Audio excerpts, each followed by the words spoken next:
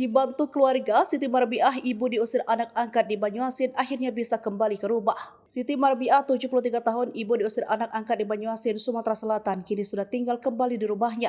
Setelah selama 8 bulan sempat tinggal luntang-lantung di tempat keluarga. Sebelumnya Siti Marbiah mengaku diusir dari rumah sendiri oleh Aye atau Andrianita, anak angkat yang sudah dibesarkan sejak usia 2 tahun.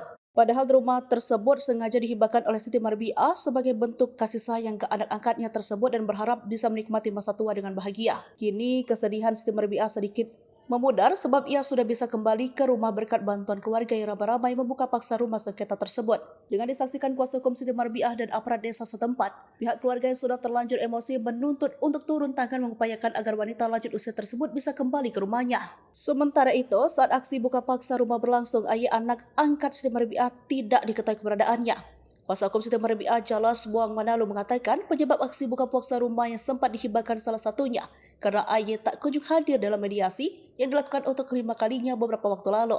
Ketidakhadiran Aye membuat keluarga Siti Marbiah murka hingga akhirnya memutuskan untuk membuka paksa rumah tersebut. Namun saat rumah itu dibuka paksa, Aye ternyata tidak berada di dalam rumah itu.